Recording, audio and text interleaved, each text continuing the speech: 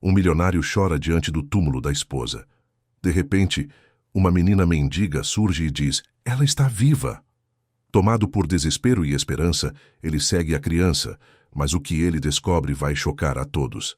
Se esta história te interessou, não se esqueça de se inscrever no nosso canal e diga-nos de que cidade você nos está vendo. Continuamos. A manhã chegou silenciosa ao cemitério da Consolação, em São Paulo, como se até o barulho da cidade soubesse respeitar aquele lugar onde o tempo parecia suspenso entre o passado e a eternidade. Rafael Mendes estacionou seu carro na entrada, desligou o motor e ficou ali, parado, olhando através do para-brisa embaçado pela garoa fina que caía sobre a capital paulista. Eram 6 meses. 6 meses desde que Helena partira, levando consigo toda a luz que iluminava sua vida. 6 meses de uma dor que não diminuía, que não se acostumava, que insistia em rasgar seu peito todas as manhãs ao acordar e perceber que ela não estava mais ali. Ele abriu a porta do carro devagar, como se o movimento brusco pudesse quebrar algo invisível que ainda o mantinha inteiro. O ar frio da manhã tocou seu rosto, misturando-se às lágrimas que ele já não conseguia mais segurar. Rafael era um homem de 42 anos, bem-sucedido nos negócios, respeitado entre seus pares, mas nada disso importava quando estava ali, diante daquela lápide de mármore branco que guardava o nome da mulher que amara por 15 anos. Helena Mendes. Nascida em 1983. A data final ele não conseguia ler sem que o mundo girasse ao seu redor. Era cedo demais, injusto demais. Ela tinha apenas 41 anos quando uma complicação repentina a levou, rápida e cruel como um raio em dia de sol. Rafael ainda se lembrava de cada detalhe daquele dia terrível, mas preferia não pensar. Preferia vir até ali e conversar com ela, como se Helena pudesse ouvi-lo através da pedra fria, através do silêncio que separava os vivos dos que já partiram. Ele se ajoelhou diante da lápide e colocou as flores que trouxera. Rosas brancas. Sempre rosas brancas, as favoritas de Helena. O cheiro suave das pétalas se misturava ao aroma de terra molhada e folhas caídas. Rafael passou a mão pela superfície lisa do mármore, sentindo o frio penetrar em seus dedos, e começou a falar. "Oi, meu amor. Eu estou aqui de novo. Sei que você deve estar cansada de me ouvir, mas eu não consigo ficar longe. Não consigo aceitar que você se foi assim, tão rápido, sem me dar tempo de me preparar. Como é que eu me preparo para perder você, Helena?" "Como?" A voz dele saía embargada, trêmula, carregada de uma dor que não encontrava consolo. Ao redor, o cemitério estava praticamente vazio. Apenas algumas pessoas distantes, também perdidas em suas próprias conversas silenciosas com os que já não estavam mais. Rafael continuou falando, as palavras saindo como se ele estivesse realmente conversando com ela, como faziam todas as noites antes de dormir, quando ainda dividiam a mesma cama, os mesmos sonhos, a mesma vida. "Eu daria tudo, Helena. Você está me ouvindo? Tudo o que eu tenho. Toda a minha fortuna, minha empresa, minha casa, tudo. Eu daria tudo só para te ver mais uma vez, só para te abraçar, sentir seu perfume, ouvir sua risada. Eu não sei como viver sem você. Não sei." Foi nesse momento, no auge de seu desespero, com o rosto molhado de lágrimas e chuva, que Rafael sentiu uma presença ao seu lado. Ele virou o rosto lentamente e viu uma menina. Devia ter uns 10, talvez 11 anos. Estava suja, com roupas rasgadas e grandes demais para seu corpo magro, os cabelos emaranhados caindo sobre o rosto pequeno e marcado pela vida nas ruas. Ela o observava com olhos escuros e profundos, uma expressão estranhamente séria para uma criança. "Ela não está morta", disse a menina com uma voz firme, clara, sem hesitação. Rafael piscou, confuso, ainda imerso em sua própria dor. Por um momento pensou ter ouvido errado, que a chuva ou o vento tivessem distorcido as palavras. Mas a menina continuou ali, parada, olhando diretamente para ele com uma certeza que parecia não combinar com sua aparência franzina e vulnerável. "O quê?" Rafael conseguiu dizer, a voz rouca. "A mulher que você está chorando. Ela não está morta. Eu vi ela. Ela está viva." A primeira reação de Rafael foi de raiva. Uma raiva súbita, violenta, que subiu do fundo de seu peito como lava de um vulcão. Como essa menina ousava brincar com sua dor? Como tinha coragem de vir até ali, naquele momento sagrado, e dizer algo tão absurdo, tão cruel? Ele se levantou bruscamente, os punhos cerrados, o corpo inteiro tremendo. Sai daqui. Sai agora. Você não tem o direito de falar isso. Você não sabe de nada. Mas a menina não se moveu.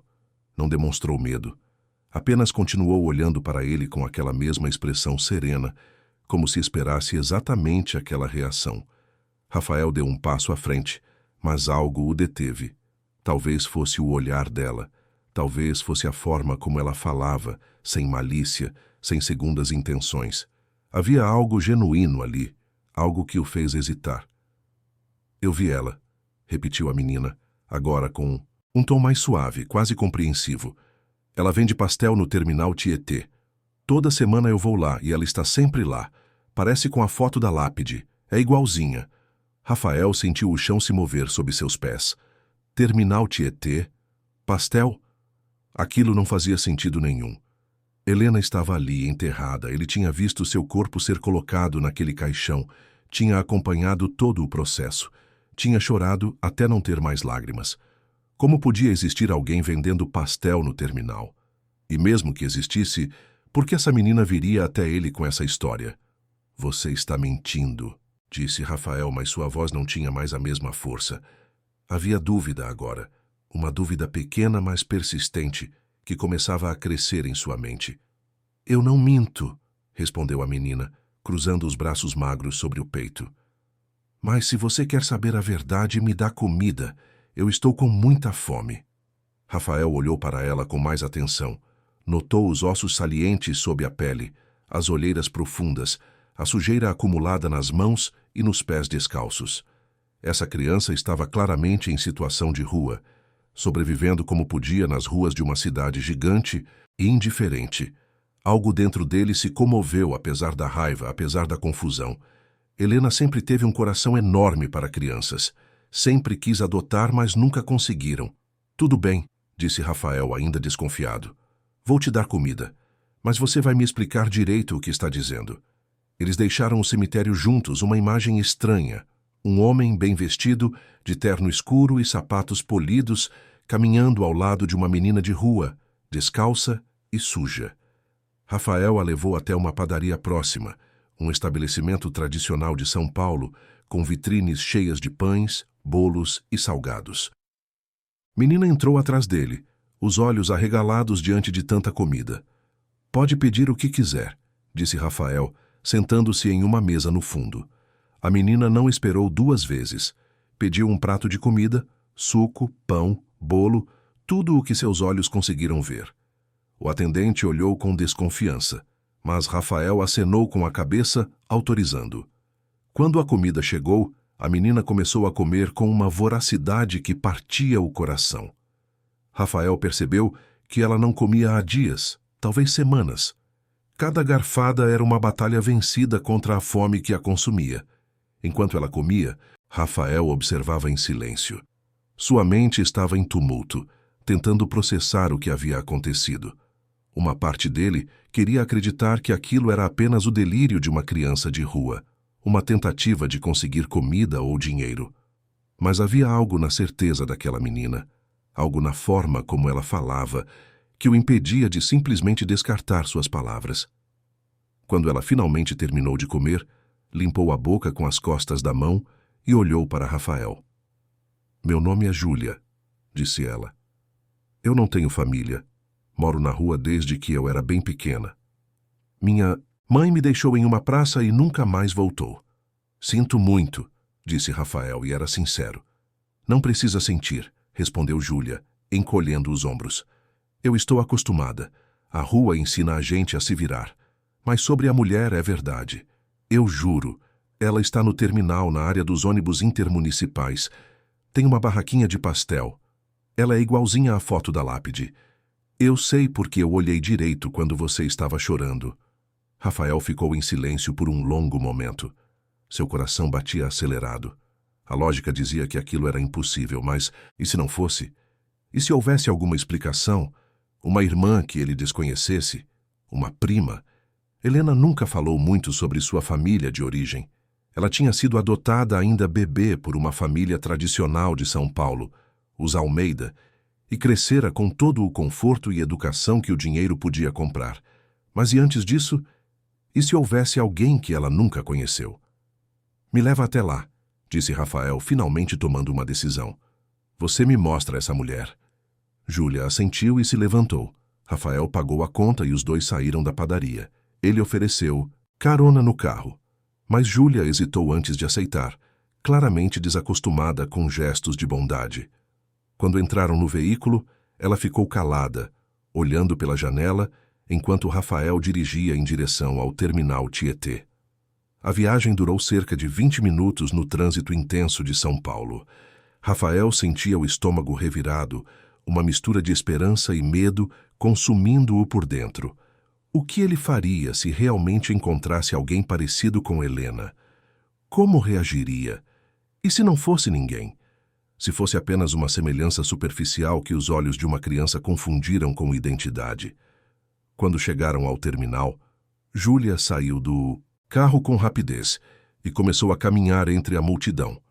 Rafael a seguiu, seus olhos tentando acompanhá-la no meio de tantas pessoas. O terminal Tietê era um dos maiores da América Latina, um formigueiro humano onde milhares de pessoas circulavam todos os dias, indo e vindo de todas as partes do Brasil. O cheiro de comida de rua se misturava ao de diesel e suor. Júlia conhecia bem aquele lugar, isso era evidente. Ela se movia com facilidade, desviando de pessoas, evitando guardas, seguindo um caminho que só ela parecia conhecer. Finalmente, ela parou em frente a uma barraca simples, de madeira pintada de verde e amarelo, com uma placa escrita à mão: Pastéis da Mari. Atrás do balcão, uma mulher de aproximadamente 40 anos fritava pastéis em uma grande panela de óleo quente. Ela usava um avental manchado, o cabelo preso em um rabo de cavalo, e havia suor em sua testa devido ao calor do fogão. Quando ela virou o rosto para atender um cliente, Rafael sentiu o mundo parar. Era Helena, ou pelo menos parecia ser. Os mesmos olhos castanhos amendoados, o mesmo nariz delicado, a mesma curva dos lábios. As feições eram idênticas, assustadoramente idênticas. Mas havia diferenças também. Essa mulher tinha a pele mais queimada pelo sol, rugas de cansaço ao redor dos olhos, uma expressão mais dura, moldada por uma vida de trabalho pesado. Suas mãos eram calejadas, seus ombros ligeiramente curvados. Não era Helena, mas era absurdamente parecida. Rafael ficou paralisado, incapaz de se mover ou falar. Seu coração batia tão forte que ele podia ouvi-lo em seus ouvidos. Júlia puxou sua manga. Falei, disse ela em voz baixa. É ela. A mulher terminou de atender o cliente e ergueu os olhos. Por um breve segundo, seu olhar encontrou o de Rafael. Ela franziu a testa, confusa, talvez incomodada com a forma como ele a encarava. Rafael deu um passo à frente, depois outro, até estar diante do balcão da barraca. Com licença, conseguiu dizer, a voz falhando. Eu posso falar com você por um minuto? A mulher o olhou com desconfiança. Se é para comprar pastel, pode pedir. Se não é, eu tô ocupada. Por favor, insistiu Rafael. É importante. É sobre sua família. Ela pareceu hesitar. A palavra família claramente tocou algo nela porque sua expressão mudou ligeiramente. Não era mais apenas desconfiança, mas também curiosidade. Talvez um toque de vulnerabilidade. Eu não tenho família, disse ela em voz baixa. Nunca tive. Por favor, Rafael repetiu. Só alguns minutos. Eu preciso te mostrar uma coisa. A mulher olhou ao redor. Não havia muitos clientes naquele momento. Ela suspirou e acenou com a cabeça. Tá bom. Mais rápido. Rafael tirou o celular do bolso com as mãos tremendo.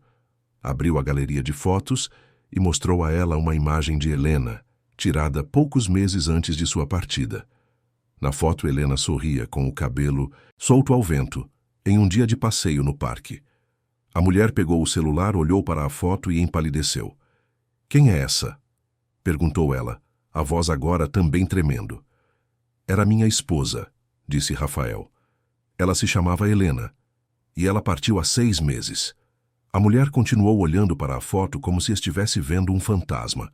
Seus dedos apertaram o celular com força.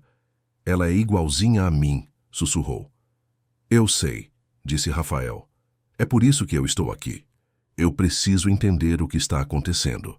A mulher devolveu o celular e olhou para Rafael com olhos cheios de lágrimas que ela tentava conter. Meu nome é Mariana, disse ela. Mariana Silva. Eu nunca soube quem eram meus pais. Cresci em orfanato, passei por várias casas de acolhimento, até que completei 18 anos e saí para me virar sozinha. Nunca tive sobrenome de verdade. Silva foi o que me deram no orfanato. Eu sempre achei que era só eu no mundo, que eu não tinha ninguém. Rafael sentiu as lágrimas escorrerem por seu rosto. Ele não sabia o que dizer, como processar aquela informação. Mariana limpou os olhos com as costas da mão e respirou fundo, tentando se recompor. Você acha que ela era minha irmã? Perguntou Mariana, a voz mal saindo. Eu não sei, admitiu Rafael. Mas eu vou descobrir. Você pode me dar alguns minutos do seu tempo? Podemos sentar e conversar? Mariana hesitou, mas algo dentro dela cedeu. Ela chamou uma conhecida que trabalhava em uma barraca próxima e pediu que cuidasse de seus pastéis por alguns minutos. Então ela e Rafael sentaram-se em um banco próximo, Júlia ao lado deles, observando tudo em silêncio. Ali naquele terminal ruidoso, cercado por milhares de desconhecidos, Rafael começou a contar a história de Helena. Falou de como a conhecera em uma conferência de negócios, de como se apaixonaram instantaneamente, de como construíram uma vida juntos. Falou do amor que tinham, dos planos que faziam, dos sonhos que compartilhavam. E falou de como tudo desabou quando ela partiu, deixando um vazio impossível de preencher. Mariana escutou tudo em silêncio, os olhos fixos no chão, a respiração irregular. Quando Rafael terminou, ela finalmente falou. Ela teve uma vida boa, então. Teve amor, teve conforto, teve tudo o que eu nunca tive. Não havia amargura em sua voz, apenas constatação, uma tristeza profunda, mas também resignação. Rafael olhou para ela e sentiu uma compaixão imensa crescer em seu peito. Eu vou descobrir a verdade, prometeu. Se vocês são irmãs, você merece saber. Você merece ter respostas. Mariana ergueu os olhos e o encarou. Por um momento, seus olhares se conectaram, e Rafael viu ali algo que o comoveu profundamente. Não era apenas a semelhança física com Helena. Era a força, a resiliência, a coragem de alguém que sobreviveu a uma vida inteira de abandono e solidão, e ainda assim continuava de pé, lutando, trabalhando, tentando construir algo com as próprias mãos. Por que você está fazendo isso? Perguntou Mariana. Você não me conhece. Eu posso ser qualquer pessoa. Rafael pensou por um momento antes de responder. Porque Helena teria feito a mesma coisa, e porque se existe uma chance, por menor que seja, de que você seja irmã dela, então eu preciso saber. Por ela e por você. Mariana assentiu devagar. Ela deu seu número de telefone para Rafael. Um número de um celular velho e riscado que ela tirou do bolso, do avental. Eles combinaram de se encontrar novamente assim que Rafael conseguisse algumas informações. Quando ela voltou para sua barraca de pastéis, Rafael ficou ali parado, observando-a trabalhar. Júlia puxou sua manga novamente. E eu? Perguntou ela. Eu te ajudei. Você vai me ajudar também. Rafael olhou para a menina e sorriu pela primeira vez em 6 meses. Sim, Júlia. Eu vou te ajudar. Prometo. Enquanto dirigia de volta para casa, a mente de Rafael estava em turbilhão. Ele precisava de respostas e sabia exatamente onde procurá-las. Assim que chegou em seu apartamento luxuoso em Pinheiros, pegou o telefone e ligou para um investigador particular que já havia trabalhado para sua empresa em questões corporativas. O homem atendeu no terceiro toque. Rafael, Faz tempo. O que eu posso fazer por você? Preciso que você investigue algo urgente, disse Rafael. Preciso de informações sobre a origem da minha esposa. Tudo o que você conseguir sobre a família biológica dela antes da adoção. Houve uma pausa do outro lado da linha. Rafael, eu sinto muito pela sua perda. Mas isso pode ser delicado, tem certeza? Absoluta, respondeu Rafael. Eu preciso dessas informações o mais rápido possível. Dinheiro não é problema. Certo. Vou começar hoje mesmo. Te ligo assim que tiver algo. Rafael desligou e foi até a janela, olhando para a cidade que se estendia diante dele. Lá fora, milhões de vidas seguiam seus cursos, cada uma com suas próprias histórias, suas próprias dores, suas próprias buscas. E em algum lugar dessa imensidão urbana, havia uma mulher que talvez fosse a chave para entender um mistério que mudaria tudo. Ele tocou no vidro frio da janela e sussurrou para si mesmo. Helena, o que você não me contou? 3 dias se passaram em uma agonia silenciosa. Rafael mal conseguia dormir, mal conseguia comer. Cada hora parecia arrastar-se como uma eternidade enquanto ele aguardava o retorno do investigador. Durante esse tempo, ele visitou Júlia 2 vezes, levando comida, roupas e uma mochila nova. A menina aceitou tudo com uma gratidão contida, como se não estivesse acostumada a receber sem ter que dar algo em troca. Rafael prometeu que cuidaria dela, que encontraria um lugar seguro onde ela pudesse morar, estudar, ter uma vida digna. Júlia ouvia tudo com aquele mesmo olhar sério e profundo, como se já tivesse aprendido a não confiar completamente nas promessas dos adultos. Quanto a Mariana, Rafael não conseguia tirar sua imagem da cabeça. Aqueles olhos que eram tão parecidos com os de Helena, mas que carregavam uma história completamente diferente. Ele se pegava pensando em como seria a vida dela, quantas dificuldades enfrentara, quantas vezes fora rejeitada ou ignorada. A culpa começava a crescer dentro dele, uma culpa irracional, mas persistente, como se ele fosse, de alguma forma, responsável por todo o sofrimento que Mariana atravessara, enquanto Helena crescia em conforto e segurança. Na manhã do 4º dia, o telefone finalmente tocou. Rafael atendeu antes mesmo do 2º toque. Encontrei algo, disse o investigador, sua voz carregada de uma sobriedade que fez o estômago de Rafael revirar. Você precisa vir até meu escritório. Isso não é conversa para telefone. Rafael não perdeu tempo. Tomou um banho rápido, vestiu-se e dirigiu até o escritório do investigador, localizado em um prédio discreto no centro de São Paulo. O homem o recebeu em uma sala pequena, mas organizada, com arquivos empilhados nas prateleiras e um computador antigo sobre a mesa. Ele apontou para uma cadeira e Rafael sentou, o coração batendo acelerado. Primeiro, preciso dizer que isso não foi fácil, começou o investigador ajustando os óculos.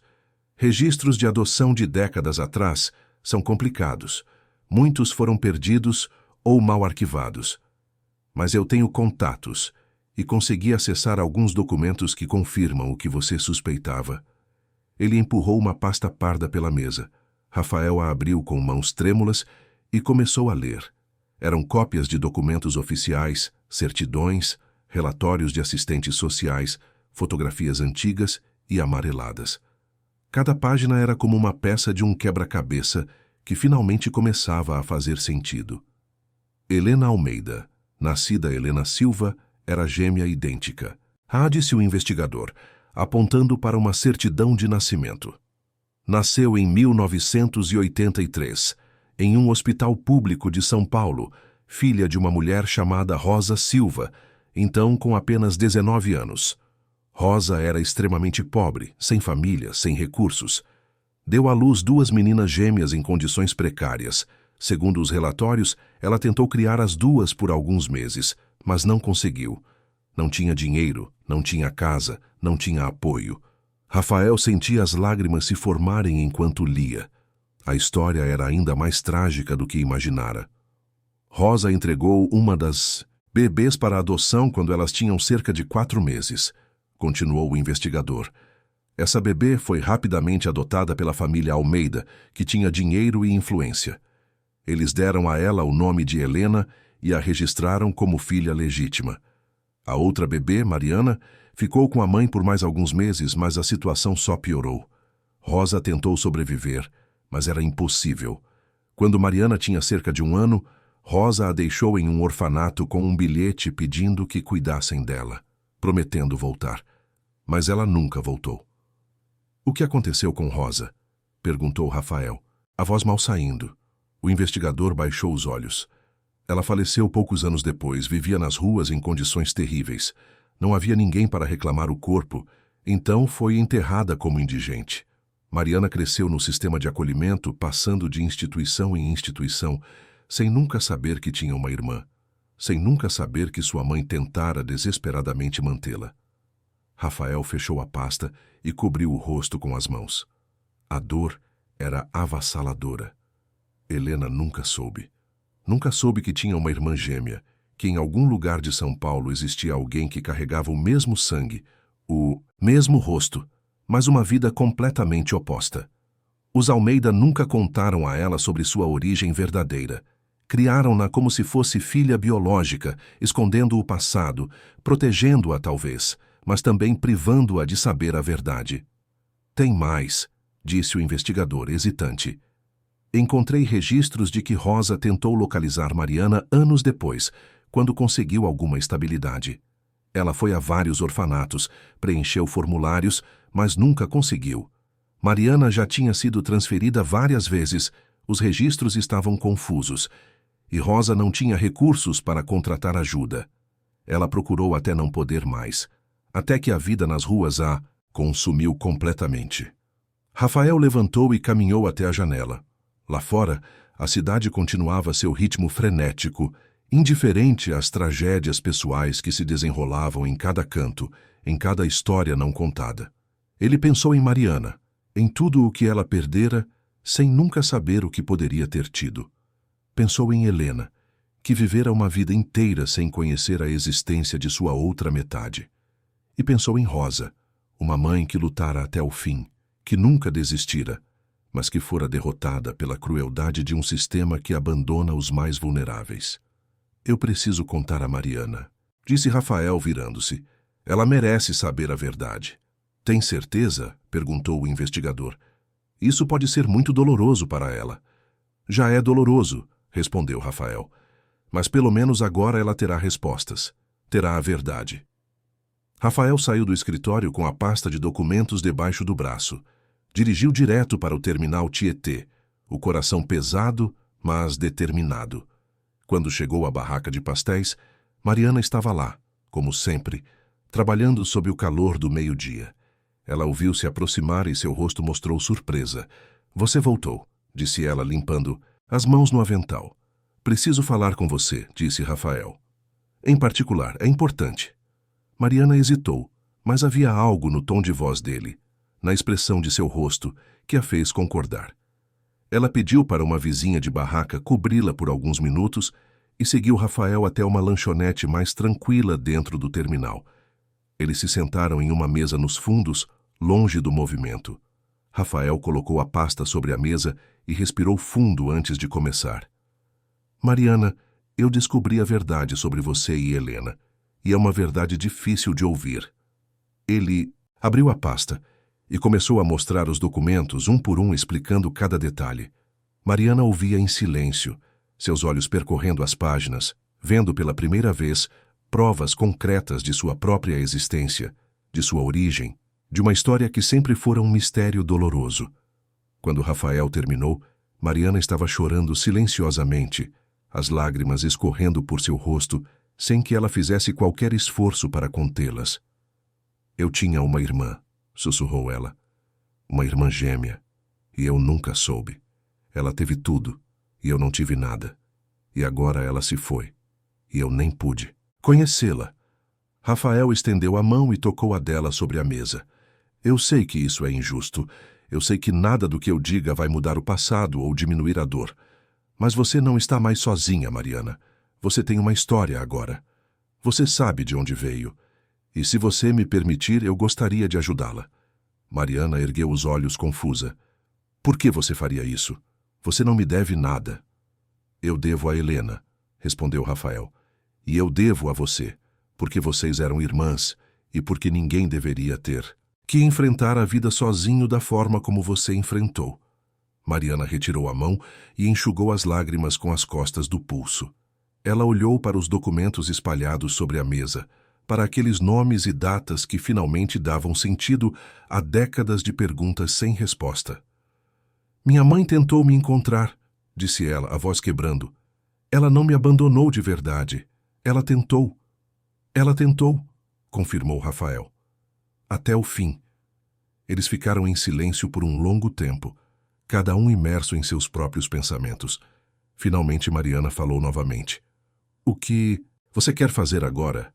Quero ajudá-la, disse Rafael. Quero que você tenha uma vida melhor, mais digna.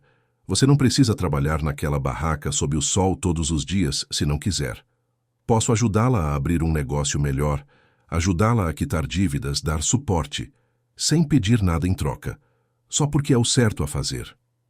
Mariana o encarou com uma mistura de desconfiança e esperança. As pessoas não fazem coisas assim de graça. Helena faria, disse Rafael simplesmente. E eu também vou fazer. Nos dias que se seguiram, Rafael começou a colocar seu plano em prática. Primeiro, ele quitou as dívidas que Mariana tinha acumulado com fornecedores e com o aluguel do espaço da barraca. Depois, reformou a estrutura, comprou equipamentos novos, contratou alguém para ajudá-la nos horários de pico. Mariana resistiu no início, orgulhosa demais para aceitar caridade, mas Rafael foi paciente e insistente. Ele explicou que não era caridade, era justiça. Era uma forma de corrigir, mesmo que minimamente, as injustiças que o destino impusera a ela. Enquanto isso, ele também cumpriu sua promessa para Júlia. Encontrou uma casa de acolhimento especial, gerida por uma ONG séria, onde a menina poderia morar, estudar e receber o cuidado que merecia. Júlia aceitou com aquela mesma seriedade que a caracterizava, mas Rafael notou um brilho diferente em seus olhos quando ela viu o quarto que seria seu, a cama limpa, as roupas novas, os livros nas prateleiras. Pela primeira vez ela sorriu. Foi um sorriso pequeno, tímido, mas verdadeiro. Com o passar das semanas, Rafael começou a visitar Mariana com mais frequência. No início, eram visitas práticas para resolver questões do negócio, para garantir que tudo estava funcionando. Mas aos poucos as conversas se tornaram mais pessoais. Mariana começou a se abrir, a contar sobre sua infância nos orfanatos, sobre as famílias temporárias que a acolheram e depois devolveram, sobre a solidão de crescer sem raízes, sem pertencer a lugar nenhum. Rafael, por sua vez, falava sobre Helena, sobre o amor que tiveram, sobre os planos que fizeram e que nunca se realizariam. Era estranho no começo. Mariana tinha o rosto de Helena, mas era uma pessoa completamente diferente. Suas experiências moldaram uma personalidade mais dura, mais desconfiada, mas também incrivelmente resiliente. Ela tinha um senso de humor ácido, uma forma direta de falar que contrastava com a gentileza suave que Helena sempre demonstrara. Mas havia também uma bondade profunda nela, escondida sob camadas de proteção construídas ao longo de anos de sofrimento. Rafael se pegava admirando essa força, admirando como Mariana conseguira sobreviver a tanto e ainda assim manter alguma esperança, alguma capacidade de sonhar. Ela trabalhava duro, era honesta, cuidava de outras mulheres em situação vulnerável que começaram a trabalhar com ela na barraca. Ela tinha princípios, valores, dignidade. E quanto mais Rafael a conhecia, mais percebia que estava desenvolvendo sentimentos que iam além da compaixão ou da obrigação. Essa percepção o aterrorizou. Ele se sentia culpado, como se estivesse traindo a memória de Helena. Como podia sentir algo assim por outra mulher, ainda mais pela irmã gêmea de sua esposa falecida? Era errado, era confuso, era perturbador. Rafael começou a se afastar, a espaçar as visitas, mas Mariana percebeu. Ela sempre percebia tudo. Um dia ela o confrontou. Era uma tarde quente de dezembro, e eles estavam sentados em um banco próximo à barraca, tomando água de coco.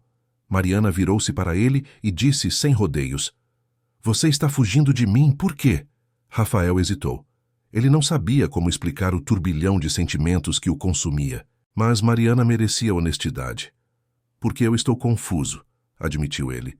Porque quando eu olho para você, eu vejo Helena, mas também vejo alguém completamente diferente. E eu não sei como lidar com isso. Não sei se o que eu sinto é real ou se é apenas uma projeção do que eu perdi. Mariana ficou em silêncio por um momento, processando as palavras dele. Então ela falou com uma calma surpreendente. Eu não sou Helena, nunca vou ser. Mas eu também não sou só uma sombra dela, eu sou eu. Mariana, com minha própria história, minha própria vida, meus próprios erros e acertos. E se você não consegue me ver assim, então é melhor você parar de vir aqui. Porque eu não quero ser o consolo de ninguém, nem o substituto de quem já se foi. As palavras dela atingiram Rafael como um soco no estômago. Ela tinha razão, toda a razão. Ele tinha que decidir o que realmente sentia e tinha que ser honesto consigo mesmo. Não era justo com Mariana, não era justo com a memória de Helena e não era justo com ele próprio continuar naquela incerteza. Eu preciso de tempo, disse Rafael, para entender o que está acontecendo comigo. Mariana assentiu. Tudo bem, mas enquanto você pensa, eu vou seguir minha vida.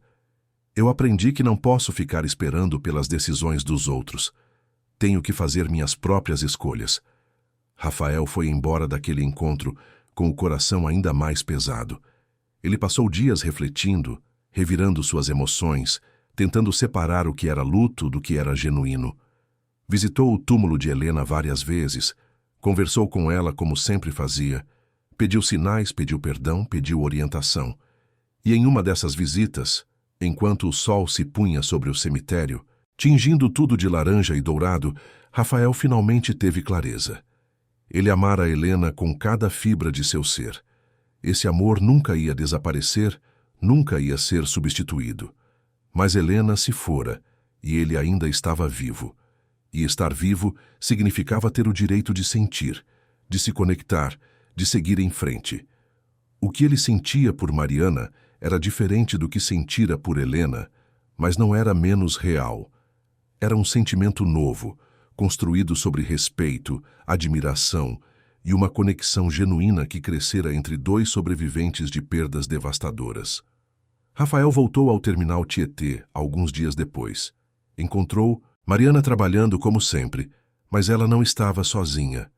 Havia outras 3 mulheres com ela agora, todas com histórias difíceis, todas encontrando na barraca de pastéis não apenas um emprego, mas um lugar de pertencimento. Mariana estava ensinando uma delas a fazer a massa, com paciência e gentileza. Quando ela viu Rafael, seu rosto se iluminou por uma fração de segundo antes de ela recompor a expressão neutra. Voltou, disse ela simplesmente. Voltei, confirmou Rafael. E eu sei o que eu sinto. É por você, Mariana. Não por quem você se parece, mas por quem você é. Por sua força, sua honestidade, sua capacidade de transformar dor em algo bonito. Eu não estou procurando Helena em você. Estou vendo você pela primeira vez de verdade. Mariana parou o que estava fazendo. As outras mulheres discretamente se afastaram, dando espaço.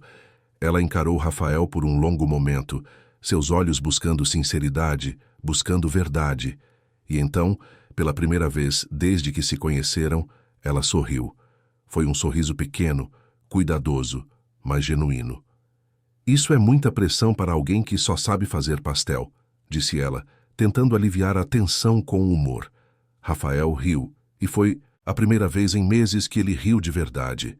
Os melhores pastéis de São Paulo, eu diria. Puxa saco, brincou Mariana. Eles começaram a se ver com mais frequência depois disso, mas sempre com cuidado, sempre respeitando os próprios limites e os sentimentos complicados que envolviam aquela relação. Rafael apresentou Mariana a Júlia, e as duas desenvolveram uma conexão imediata. Júlia via em Mariana alguém que entendia o que era sobreviver, e Mariana via em Júlia a criança que ela mesma fora um dia. Mas nem tudo eram flores. A cidade que o cercava não estava pronta para aceitar aquela história. E quando os rumores começaram a se espalhar sobre o rico empresário que estava se envolvendo com uma mulher idêntica à sua esposa falecida, as tempestades começaram a se formar no horizonte. Rafael sabia que desafios viriam, mas pela primeira vez desde que perdera Helena, ele se sentia pronto para enfrentá-los, porque agora ele não estava sozinho. Ele tinha Mariana e tinha Júlia, e juntos eles encontrariam uma forma de seguir em frente. A notícia se espalhou como fogo em mato seco. Não Rafael sabia exatamente como aconteceu, mas em questão de semanas todo o círculo social que ele e Helena frequentavam estava comentando. O empresário viúvo que estava se envolvendo com uma mulher idêntica à esposa falecida. A história tinha todos os elementos que alimentavam os piores instintos da fofoca: tragédia, mistério, escândalo potencial. As pessoas adoravam julgar o que não entendiam. Começou de forma sutil. Olhares mais demorados quando Rafael entrava em algum evento corporativo. Conversas que cessavam abruptamente quando ele se aproximava. Mensagens no celular que diminuíram drasticamente, como se as pessoas não soubessem mais o que dizer a ele.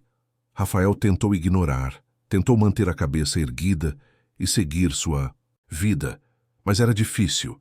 Era como se uma sombra invisível o seguisse aonde quer que fosse. A situação explodiu quando uma colunista social de um jornal popular publicou uma matéria com o título sensacionalista: Viúvo inconsolável encontra amor em cópia exata da esposa falecida. O texto era cheio de insinuações, especulações e meias-verdades. Falava sobre Rafael e Mariana como se fosse uma história de obsessão doentia, como se ele estivesse tentando substituir Helena por uma versão mais pobre e conveniente. Não mencionava que elas eram irmãs gêmeas. Não mencionava a separação trágica na infância. Não mencionava nada que pudesse humanizar a história ou dar contexto à situação. Rafael leu a matéria sentado em seu escritório, as mãos tremendo de raiva e impotência. Como ousavam? Como ousavam reduzir algo tão complexo, tão profundo, a um escândalo barato para vender jornais? Ele pensou em processar, em exigir retratação, mas seu advogado o aconselhou contra. Quanto mais atenção eles dessem, pior ficaria. Era melhor deixar a tempestade passar, mas a tempestade não passou. Ela cresceu. As redes sociais se encheram de opiniões não solicitadas. Pessoas que nunca tinham ouvido falar de Rafael ou Mariana, de repente, se tornaram especialistas em relacionamentos e luto. Havia quem defendesse Rafael, dizendo que ele tinha o direito de seguir em frente. Mas a maioria era cruel. Chamavam Mariana de oportunista, de aproveitadora, de mulher que usava a aparência para manipular um homem vulnerável. Chamavam Rafael de desrespeitoso, de traidor da memória de Helena, de alguém que não tinha honrado o tempo necessário de luto. Os comentários mais venenosos vinham acompanhados de comparações cruéis. Fotos de Helena e Mariana lado a lado, destacando cada diferença física resultante de vidas tão distintas. A original era muito mais bonita, dizia um. A cópia barata do amor verdadeiro, dizia outro. Cada palavra era uma facada. E Rafael sabia que Mariana estava vendo tudo aquilo também. Ele foi até ela uma noite, depois de mais um dia exaustivo lidando com olhares julgadores no trabalho. Mariana estava em sua casa agora, um pequeno apartamento que Rafael ajudara a alugar em um bairro mais seguro. Ela não estava mais dormindo na barraca como fazia antes. Quando Rafael tocou a campainha, ela demorou a atender. Quando finalmente abriu a porta, estava claro que ela tinha chorado. "Você viu?", disse Rafael. Não era uma pergunta. Mariana assentiu e se afastou, deixando-o entrar. O apartamento era simples, mas aconchegante. Ela tinha decorado com cuidado, colocando flores em um vaso improvisado, organizando suas poucas posses com carinho. Mas agora, sentada no sofá velho que Rafael comprara em um brechó, ela parecia pequena e vulnerável. "Eu não aguento mais, Rafael", disse ela, a voz quebrando. "Eu já passei por muita coisa na vida. Fome, frio, abandono, solidão. Mas isso é diferente.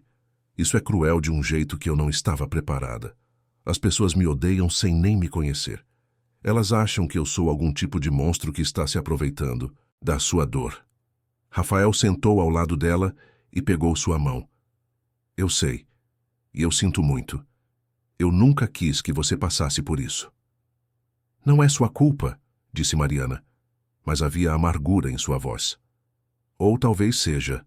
Talvez a gente devesse ter mantido distância. Talvez isso tenha sido um erro desde o começo. Não foi um erro, disse Rafael firmemente. Mariana, olha para mim.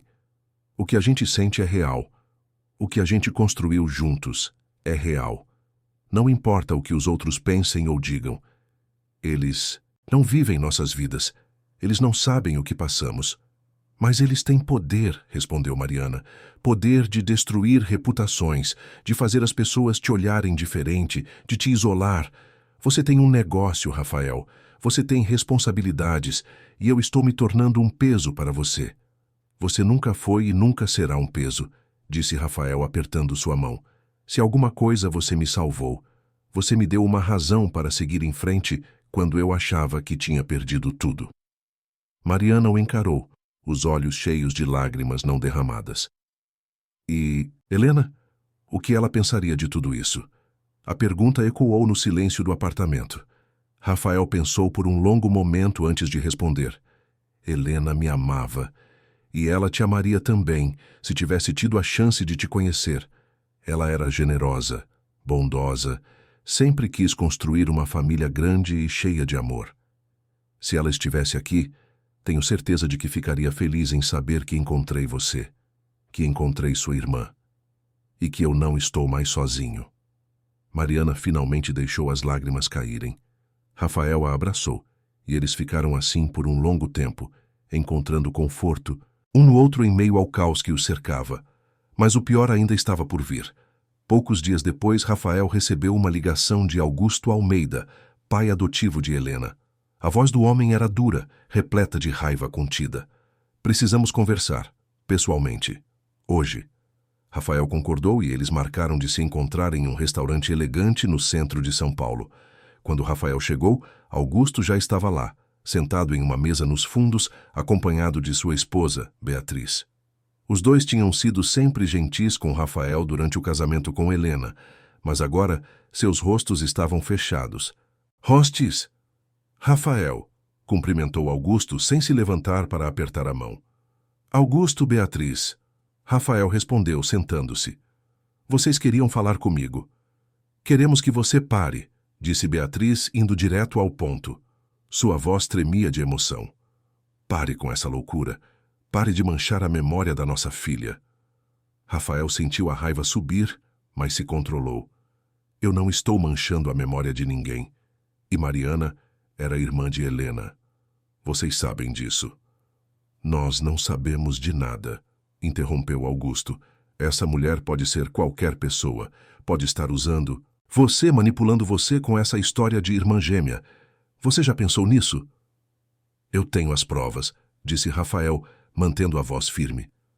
Os documentos, as certidões, tudo. Mariana é irmã gêmea de Helena. Isso é fato. Mesmo que seja verdade, disse Beatriz, os olhos vermelhos. Isso não muda o fato de que você está desrespeitando nossa filha. Helena nem está na Terra há 1 ano e você já está com outra.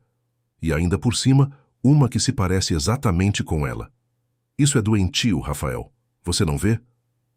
O que é? Doentio, respondeu Rafael, a paciência se esgotando. É vocês terem escondido de Helena a verdade sobre sua origem. Vocês sabiam que ela tinha uma irmã? Sabiam que a mãe biológica dela passou anos procurando pela outra filha?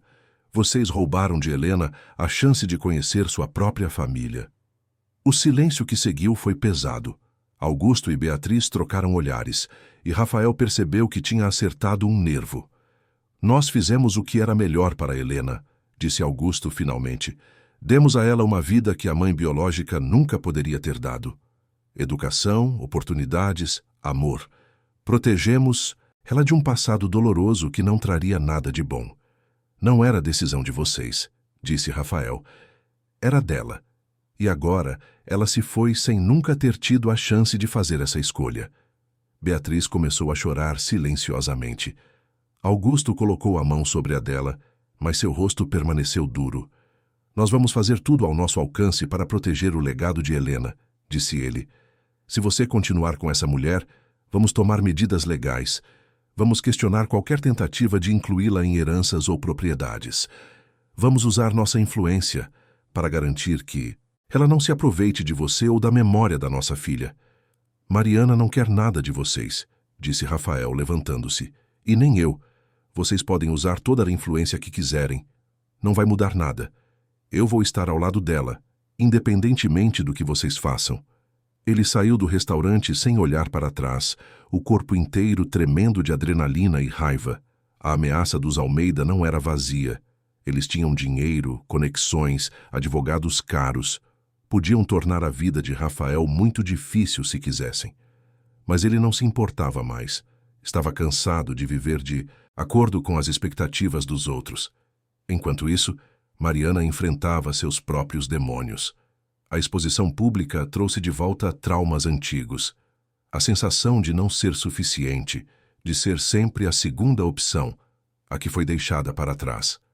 Ela começou a ter pesadelos com sua infância, com os rostos das pessoas que a rejeitaram, com a solidão dos dormitórios frios dos orfanatos. Algumas noites, ela acordava em pânico, suando frio, o coração disparado. Rafael tentava estar presente, mas ele tinha suas próprias batalhas. Seu sócio na empresa começou a pressioná-lo para ele se afastar da gestão por um tempo, argumentando que o escândalo estava afetando negócios. Clientes importantes estavam reconsiderando contratos, preocupados com a imagem que seria associada à empresa. Rafael se recusava a ceder, mas a pressão era constante. Foi Júlia, surpreendentemente, quem trouxe um momento de clareza em meio ao caos. Uma tarde, quando Rafael foi visitá-la na casa de acolhimento, ela estava sentada no jardim, lendo um livro. Quando o viu, ela fechou o livro e o encarou com aquele olhar sério que era tão característico dela. "Por que você se importa tanto com o que os outros pensam?" perguntou ela, sem rodeios. Rafael sentou-se ao lado dela na grama. "Não é tão simples assim, Júlia. As pessoas podem tornar sua vida muito difícil quando não aprovam suas escolhas." "Mas você está fazendo algo errado?" insistiu ela. "Você está machucando alguém? Está roubando? Está mentindo?" "Não." "Então, por que se importar?" Júlia pegou o livro de novo. "Quando eu morava na rua, as pessoas me julgavam o tempo todo. Diziam que eu era suja, que era preguiçosa, que devia estar na escola. Mas elas não sabiam que eu não tinha escolha. Não sabiam da minha história. E se eu passasse minha vida me importando com o que elas pensavam, eu nunca teria conseguido sobreviver." Rafael olhou para a menina e sentiu uma onda de admiração. Como alguém tão jovem que passara por tanto podia ter tanta sabedoria? "Você está certa", disse ele sorrindo. "Obrigado, Júlia." "De nada", ela respondeu, voltando ao livro. "Agora vai lá e conta isso para a Mariana. Ela precisa ouvir também." Rafael passou o resto daquele dia pensando nas palavras de Júlia. À noite, ele foi até o apartamento de Mariana. Ela abriu a porta com os olhos vermelhos de tanto chorar, mas tentou sorrir quando o viu. "Oi", disse ela com voz cansada. "Oi", Rafael respondeu. "Posso entrar?" Eles sentaram no sofá e Rafael contou sobre a conversa com Júlia. Mariana escutou em silêncio, e quando ele terminou, ela disse: "Essa menina é mais sábia do que nós dois juntos." "É verdade", concordou Rafael. "E ela tem razão. A gente não pode deixar que as opiniões dos outros controlem nossas vidas. A gente precisa viver de acordo com o que acreditamos ser certo." "Mas e se a gente estiver errado?" perguntou Mariana, vulnerável. "E se isso realmente for desrespeito à memória da Helena? E se a gente estiver sendo egoísta?" Rafael pegou as mãos dela entre as suas. "Mariana, eu amei Helena com cada parte de mim, e esse amor nunca vai acabar. Mas ela se foi e eu estou aqui. E você está aqui. E o que a gente sente um pelo outro é real, é honesto, é construído sobre respeito e cuidado genuíno. Não há nada de errado nisso." Helena teria entendido. Ela teria querido que eu fosse feliz. E ela teria amado te conhecer. Mariana finalmente deixou cair as barreiras que tinha construído. Ela se jogou nos braços de Rafael e chorou, não de tristeza, mas de alívio. Alívio de finalmente ter alguém que a via pelo que realmente era, não como uma sombra ou um substituto, mas como Mariana, completa, complexa, imperfeita, mas valiosa. Naquela noite, eles tomaram uma decisão. Não iam mais se esconder. Não iam mais viver com medo do julgamento alheio. Iam enfrentar o mundo de cabeça erguida, juntos. Se as pessoas não conseguiam entender, o problema era delas, não deles. Mas tomar essa decisão era uma coisa. Viver com as consequências seria outra completamente diferente. E Rafael e Mariana estavam prestes a descobrir que o mundo nem sempre está pronto para aceitar histórias que desafiam suas normas e expectativas. As tempestades que viriam ainda seriam mais intensas do que qualquer coisa que já haviam enfrentado. Os meses seguintes foram uma montanha-russa emocional. Mariana decidiu que não se esconderia mais, e essa decisão se manifestou de formas práticas e poderosas.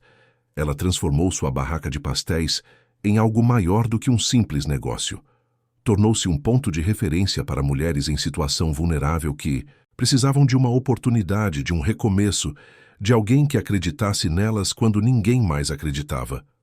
O terminal Tietê viu nascer ali um pequeno movimento.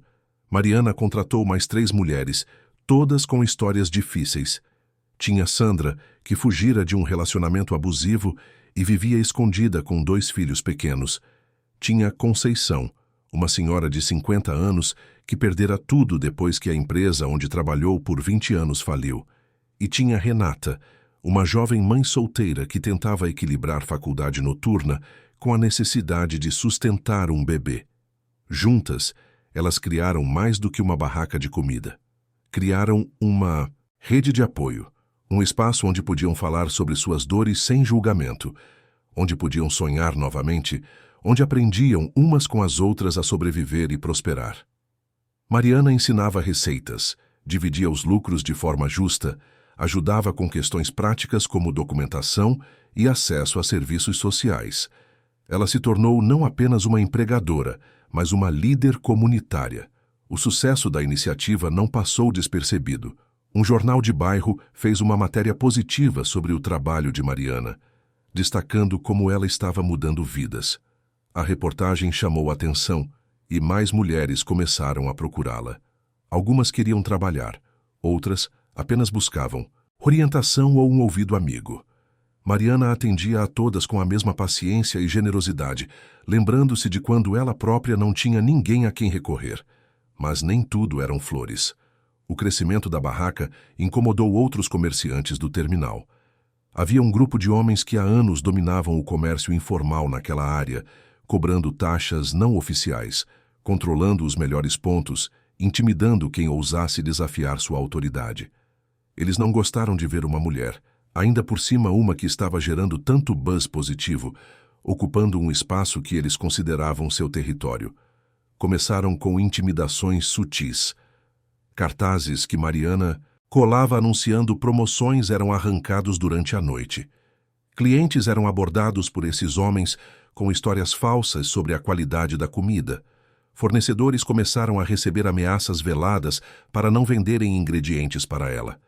Mariana percebeu o que estava acontecendo, mas se recusou a ceder. Ela tinha lutado a vida inteira, não seria agora que desistiria. Uma noite, quando fechava a barraca mais tarde que o habitual, 3 homens se aproximaram. O líder, um sujeito corpulento com cicatrizes no rosto, falou em tom ameaçador. "Você está chamando muita atenção, moça. Isso aqui não é lugar para quem quer ser estrela. Ou você começa a cooperar com a gente, pagando sua parte, ou as coisas vão ficar difíceis." Mariana olhou para ele sem medo. Anos de sobrevivência nas ruas tinham-lhe ensinado a ler pessoas, a identificar quando alguém era realmente perigoso e quando era apenas um valentão. Esses homens eram perigosos, mas Mariana também sabia que mostrar fraqueza seria pior. "Eu não pago nada para vocês", disse ela, firmemente. "Eu trabalho honestamente, pago meus impostos, tenho autorização legal para estar aqui. Se vocês têm problema comigo, vão ter que resolver com as autoridades. O homem riu, um riso sem humor. Autoridades? Aqui quem manda somos nós, você vai ver. Eles foram embora, mas a ameaça ficou no ar. Mariana não contou nada para Rafael imediatamente. Ela não queria preocupá-lo ainda mais, não queria parecer fraca ou dependente. Mas Sandra, que presenciou a cena, insistiu que ela procurasse ajuda. Relutantemente, Mariana acabou contando para Rafael alguns dias depois. A reação dele foi imediata. Queria envolver a polícia, contratar segurança, fazer um escândalo, mas Mariana o impediu. Isso só vai piorar as coisas. Esses homens vão ver qualquer interferência externa como um desafio. Eu preciso lidar com isso do meu jeito, Rafael. Confie em mim. Rafael não gostou, mas respeitou o pedido dela. Mariana, por sua vez, procurou outras comerciantes mulheres do terminal, formando uma aliança silenciosa. Juntas, elas eram mais fortes. Começaram a se apoiar mutuamente, a documentar as intimidações, a criar uma rede de testemunhas. Lentamente, o poder dos intimidadores começou a diminuir. Enquanto isso, algo dentro de Mariana começou a se mexer. As revelações sobre Helena, sobre a separação das gêmeas, sobre a mãe biológica que morrera procurando por ela.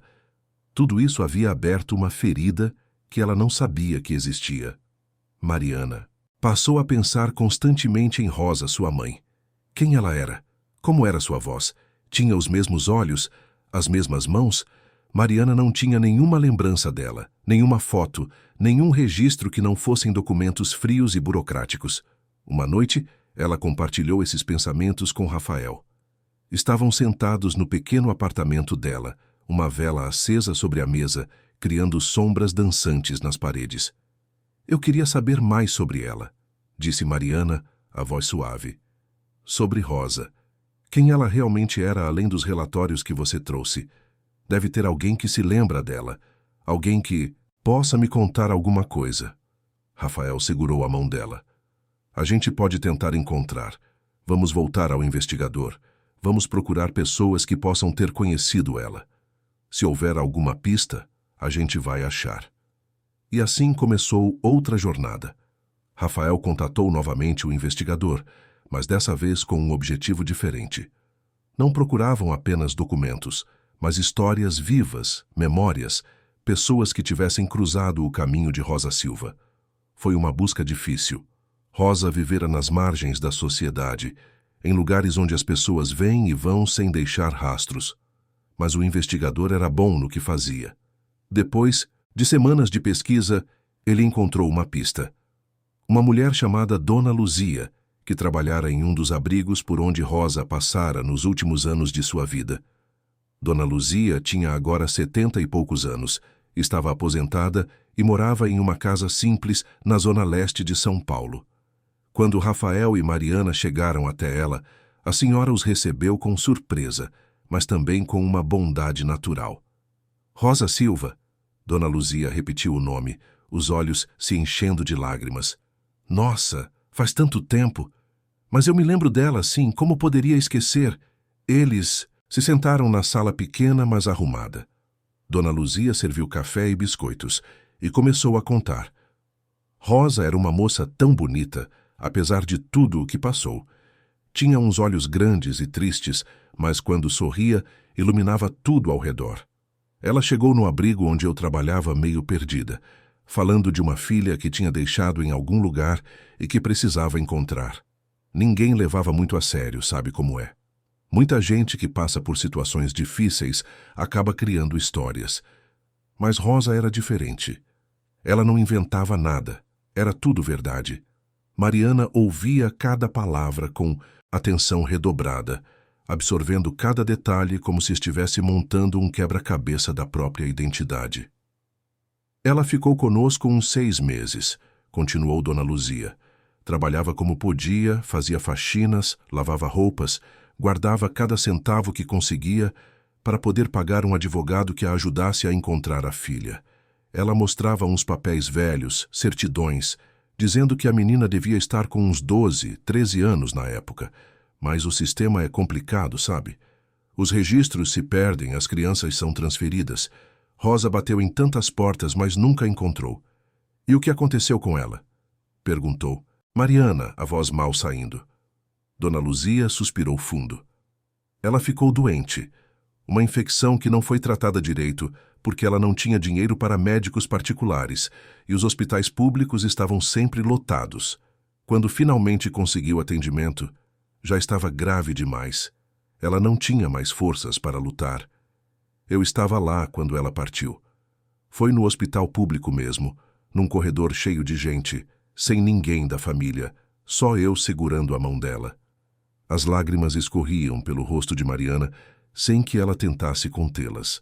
Rafael passou o braço ao redor dos ombros dela, oferecendo apoio silencioso. Antes de partir, disse Dona Luzia, também chorando agora, ela me pediu uma coisa. Pediu que se eu algum dia encontrasse a filha dela, dissesse que ela nunca parou de procurar, que ela amou aquela menina todos os dias, mesmo sem saber onde ela estava. Que ela sentia muito por não ter conseguido cuidar das duas. Foram as últimas palavras dela. Mariana cobriu o rosto com as mãos e chorou como não chorava desde criança. Chorava pela mãe que nunca conheceu, pela mulher que passou os últimos anos de vida em uma busca desesperada e sem sucesso. Chorava pela injustiça de um sistema que separou uma família pobre sem oferecer meios para a reunificação. Chorava por tudo o que podia ter sido e nunca foi. Dona Luzia se levantou e foi até um armário velho. Voltou com uma caixinha de sapatos amarrada com barbante. Depois que Rosa partiu, eu guardei os poucos pertences que ela tinha. Não sabia o que fazer com eles, então guardei.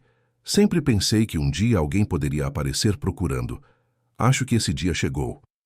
Ela entregou a caixa para Mariana. Com mãos trêmulas, Mariana abriu.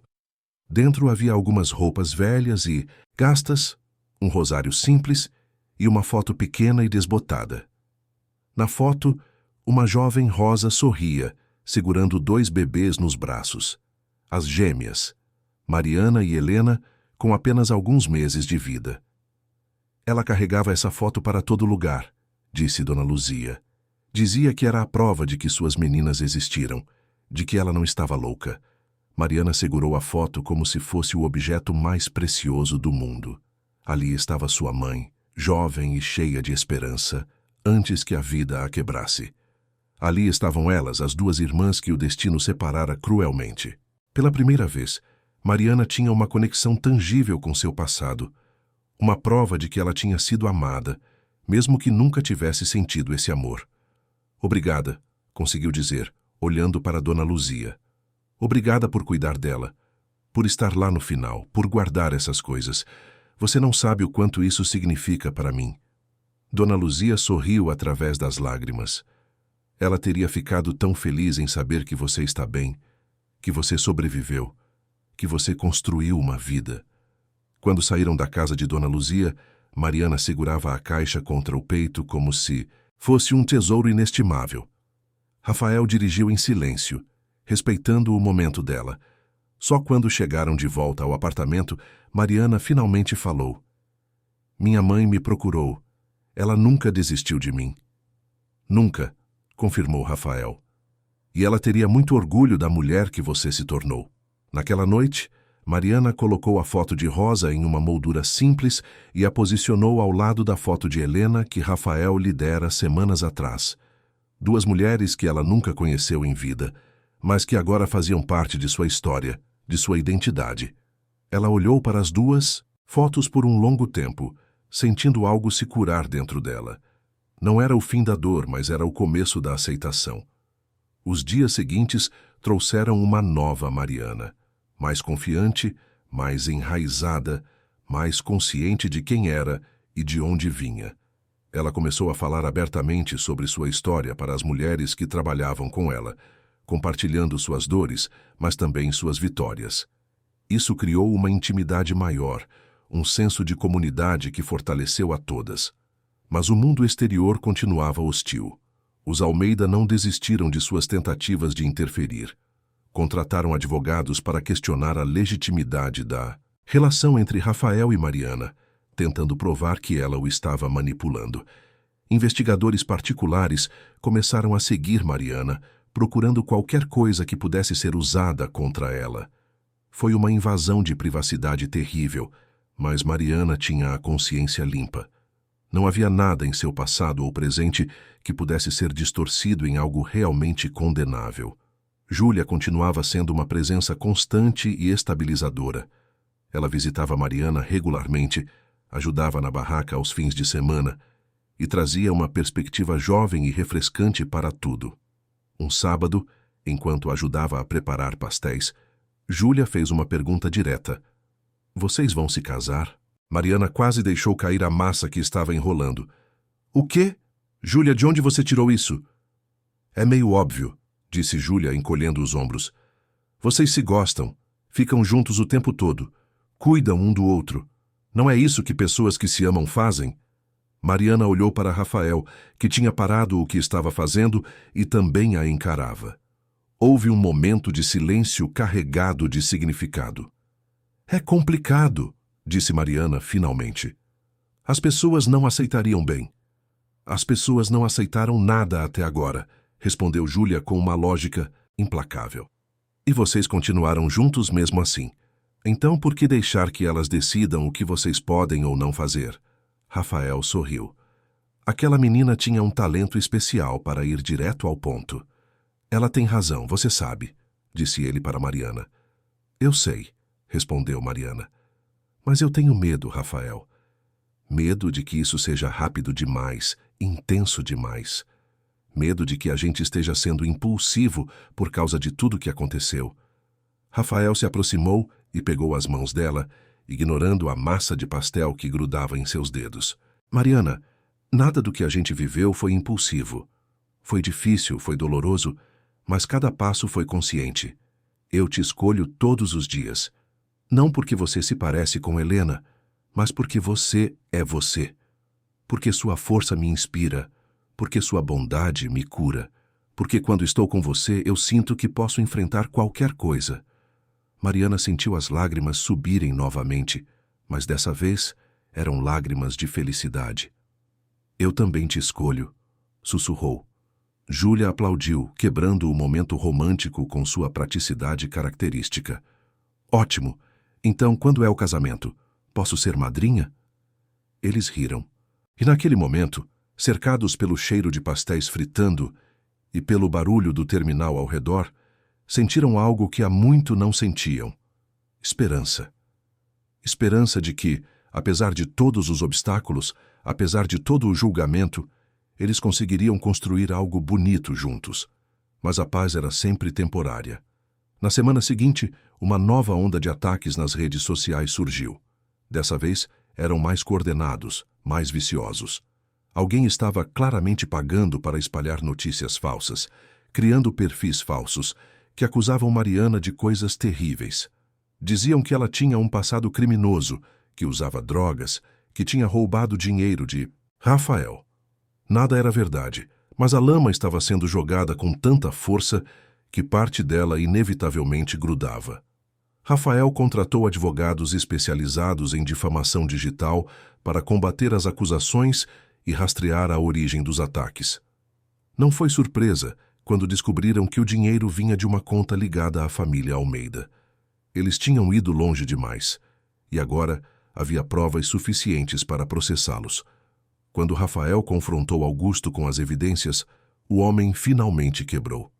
Eu só queria proteger a memória da minha filha, gritou ele com lágrimas nos olhos. Helena era tudo para mim e para Beatriz, e você a substituiu em menos de um ano por uma versão dela que encontrou na rua. Eu não substitui ninguém, Rafael gritou de volta. E Mariana não é uma versão de Helena. Ela é a irmã gêmea que Helena nunca conheceu por culpa de vocês. Vocês esconderam a verdade dela a vida inteira. Nós a protegemos, insistiu Augusto. Do sofrimento, da pobreza, da dor. Vocês a privaram, rebateu Rafael. Privaram ela de conhecer suas raízes, sua família verdadeira, e agora Mariana está pagando o preço por suas decisões, sendo atacada e difamada por pessoas que nem a conhecem. O confronto terminou com ameaças de processos de ambos os lados, mas também com algo inesperado. Beatriz, que assistira tudo em silêncio, finalmente falou. Chega, disse ela, com voz firme.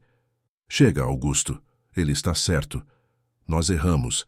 Escondemos a verdade de Helena porque achávamos que era melhor assim, mas era nossa decisão, não dela. E agora estamos fazendo o mesmo erro, tentando controlar uma situação que não nos pertence. Augusto olhou para a esposa com incredulidade. Beatriz, você não pode estar falando sério. Estou, sim. Eu estou. Cansada, Augusto. Cansada de lutar contra o inevitável. Helena se foi. E por mais que doa, a vida continua. Rafael tem o direito de seguir em frente. E Mariana tem o direito de existir sem ser atacada por um crime que não cometeu. Foi um momento de virada. Augusto ficou em silêncio, derrotado, enquanto Beatriz se levantava e se dirigia a Rafael. Eu não posso dizer que aprovo completamente sua relação com Mariana. É confuso demais, doloroso demais para mim. Mas eu vou parar de lutar contra. Vou pedir para Augusto fazer o mesmo e vou retirar os advogados e parar com os ataques. Rafael assentiu, surpreso, mas grato. Obrigado. Quando Rafael contou tudo para Mariana, ela mal acreditou. Acabou? De verdade? Não completamente, admitiu Rafael. Ainda vai ter gente que julga, que fala. Mas pelo menos a guerra ativa acabou. Mariana abraçou Rafael com força, sentindo um peso enorme sair de seus ombros. Talvez finalmente eles pudessem respirar. Talvez pudessem começar a construir algo sem ter que constantemente se defender. Talvez pudessem simplesmente viver. Os meses que se seguiram trouxeram uma calmaria relativa, mas também uma inquietação crescente. Com o fim da guerra, aberta contra a família Almeida, Rafael e Mariana puderam finalmente respirar sem sentir que estavam constantemente sob ataque. A barraca de pastéis prosperava, Júlia estava se adaptando bem à escola e mostrando um talento impressionante para a matemática, e o relacionamento entre Rafael e Mariana se aprofundava a cada dia. Mas havia algo no ar, uma sensação de que aquela paz era frágil, temporária, construída sobre fundações que podiam rachar a qualquer momento. As pessoas ao redor continuavam olhando. Os julgamentos silenciosos persistiam. Quando Rafael e Mariana apareciam juntos em público, sussurros os seguiam. Não eram mais ataques diretos, mas a desaprovação sutil era palpável. Era como viver em uma cidade onde todos conhecem sua história, onde cada passo é observado, cada decisão analisada, cada momento de felicidade questionado. Era exaustivo. Uma noite, depois de um jantar particularmente tenso, em um restaurante onde sentiram os olhares dos outros clientes durante toda a refeição, Rafael e Mariana voltaram ao apartamento dela em silêncio. Sentaram-se no sofá, lado a lado, e ficaram assim por longos minutos, sem dizer nada.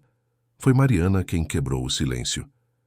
Eu não sei se consigo continuar assim, disse ela, a voz baixa, mas firme. Não, é medo. Não é vergonha. É só que eu estou cansada, Rafael. Cansada de sentir que a gente está sempre se justificando, sempre explicando, sempre lutando para que as pessoas aceitem algo que deveria ser simples. Rafael segurou a mão dela. Eu sei. Eu sinto o mesmo. Você já pensou em ir embora? Perguntou Mariana, virando-se para encará-lo. Deixar São Paulo? Começar de novo em outro lugar onde ninguém nos conhece? Onde não somos a história da cidade? Rafael olhou nos olhos dela e viu ali não apenas cansaço, mas também esperança. A esperança de que existisse um lugar onde eles pudessem simplesmente ser eles mesmos, sem carregar o peso de expectativas alheias. Eu já pensei, admitiu ele. Mais do que você imagina. Mas é uma decisão grande. Temos responsabilidades aqui. A empresa, a barraca, Júlia. A empresa você pode gerenciar de qualquer lugar do mundo, disse Mariana. Você mesmo já falou isso várias vezes. E quanto à barraca, eu posso deixá-la nas mãos das meninas. Sandra já está praticamente gerenciando tudo sozinha. Ela é mais do que capaz. E Júlia... Mariana pausou, pensando. Júlia merece ter uma vida normal também. Uma vida onde ela não seja a menina de rua que foi salva pelo homem rico. Onde ela possa ser só uma menina, crescendo, estudando, sonhando. Rafael ficou em silêncio, processando as palavras dela. A ideia de recomeçar em outro lugar era ao mesmo tempo aterrorizante e libertadora. Ele tinha raízes profundas em São Paulo. Nascera ali, construíra sua vida ali, amara Helena ali. Mas essas mesmas raízes agora pareciam estar sufocando-o, prendendo-o a um passado que ele não podia mudar e a julgamentos que não podia controlar. Onde a gente iria? Perguntou ele ainda, hesitante. Não sei, respondeu Mariana, e pela primeira vez naquela conversa, ela sorriu. Mas acho que isso é parte da aventura, não é? Escolher um lugar onde possamos recomeçar de verdade. Um lugar onde possamos construir algo nosso, do nosso jeito. Nas semanas seguintes, a ideia foi tomando forma. Rafael fez pesquisas, conversou com seus sócios sobre a possibilidade de assumir as operações da empresa remotamente, explorou opções de países que ofereciam oportunidades para empreendedores. Mariana, por sua vez, começou a preparar Sandra para assumir completamente a gestão da barraca. Explicou todos os processos, apresentou fornecedores, ensinou a lidar com as finanças. Sandra ficou assustada no início, mas Mariana tinha confiança nela. Você consegue, disse Mariana, segurando as mãos de Sandra. Você é forte, inteligente e tem coração de leoa. Essas meninas vão estar em boas mãos com você. Sandra chorou, abraçou Mariana e prometeu que honraria a confiança depositada nela. Quanto a Júlia, quando eles contaram sobre a possibilidade de mudança, a menina reagiu com aquela mesma seriedade característica. Ela fez perguntas práticas sobre escola, sobre idioma se fosse para outro país, sobre como seria a vida lá.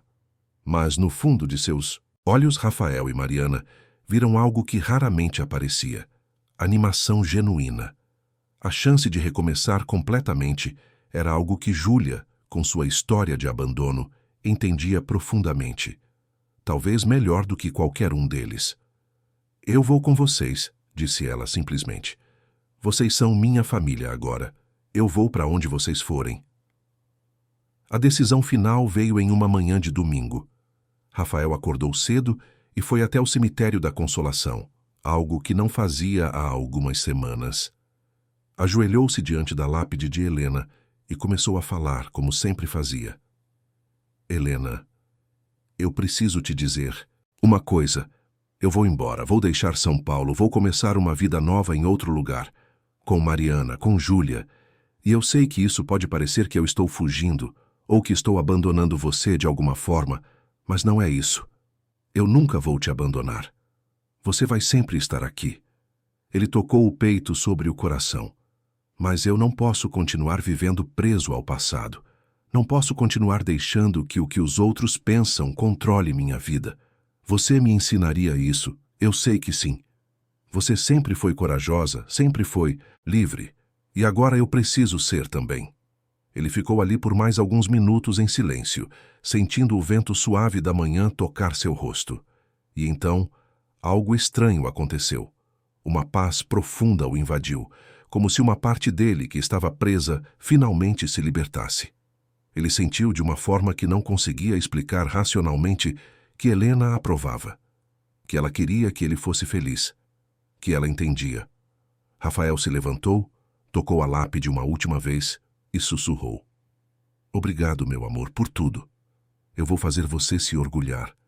A escolha do destino acabou sendo Portugal. Era um país de língua portuguesa, o que facilitaria a adaptação de Júlia na escola.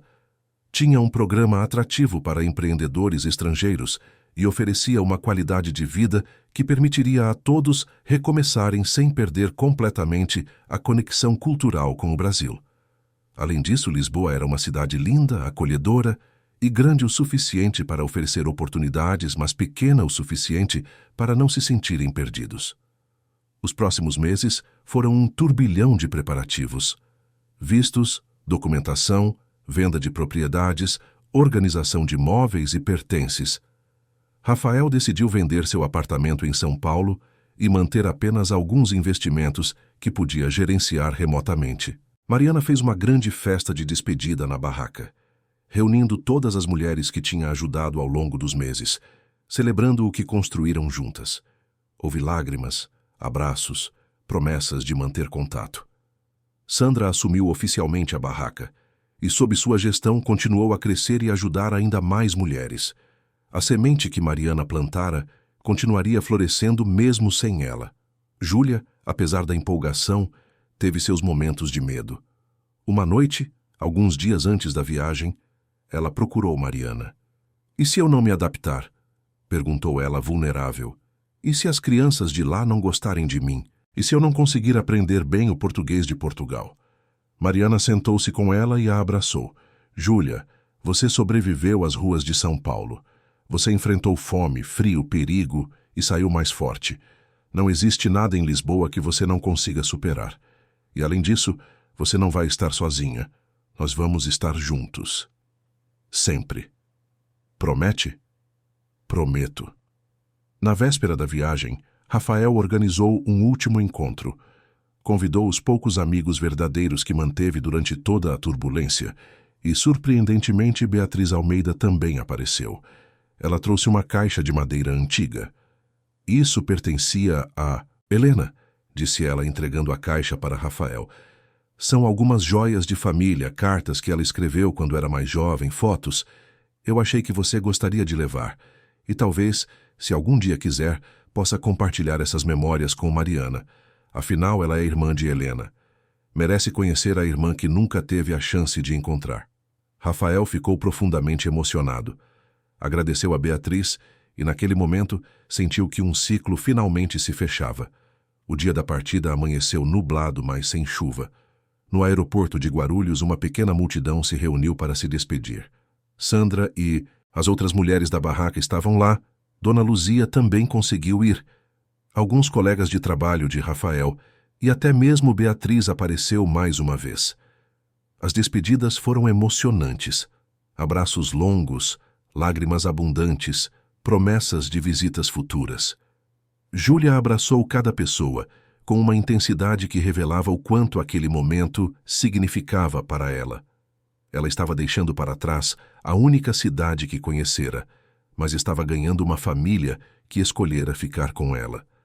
Quando finalmente passaram pelo controle de embarque e se dirigiram ao portão, os três caminharam juntos. Rafael no meio, Mariana de um lado, Júlia do outro. Enquanto esperavam o voo ser chamado, Mariana tirou do bolso a foto que Dona Luzia lhe dera. A foto de Rosa com as duas bebês. Ela a olhou por um longo momento e então disse: "Eu achei que fosse levar essa foto comigo, mas mudei de ideia. Vou deixá-la com a Dona Luzia. Ela cuidou da minha mãe no final. Ela merece ter isso. E além disso, eu não preciso mais carregar o passado comigo para todo lugar. Eu tenho vocês. Eu tenho o presente. Eu tenho o futuro." Rafael sorriu e beijou sua testa. "Você é incrível. Sabia." "Eu sei", brincou Mariana e os três riram. O voo para Lisboa durou cerca de 9 horas. Júlia dormiu a maior parte do tempo, mas Rafael e Mariana ficaram acordados, conversando baixo, fazendo planos, sonhando com o que estava por vir. Quando o avião começou a descer e viram a cidade de Lisboa se estendendo abaixo deles, banhada pela luz dourada do entardecer, sentiram uma emoção impossível de descrever. Os primeiros meses em Lisboa foram de adaptação. Alugaram uma casa pequena, mas charmosa no bairro de Alfama, com janelas que davam para o rio Tejo. Júlia foi matriculada em uma escola local e, apesar das dificuldades iniciais com o sotaque e algumas expressões diferentes, rapidamente fez amigos. Seu talento para a matemática chamou a atenção dos professores e ela começou a receber incentivo para participar de competições estudantis. Rafael encontrou parceiros locais interessados em suas ideias de negócio e começou a desenvolver projetos que combinavam tecnologia e sustentabilidade. Trabalhar em um ambiente novo, sem o peso das expectativas antigas, renovou sua criatividade e entusiasmo. Mariana, por sua vez, decidiu que não queria mais trabalhar com comida.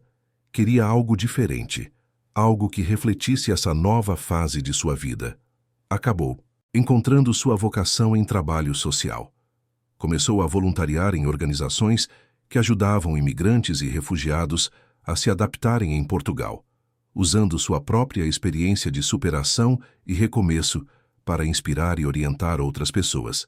Mas o verdadeiro negócio familiar acabou sendo uma pequena livraria-café que abriram juntos em uma rua tranquila de Alfama.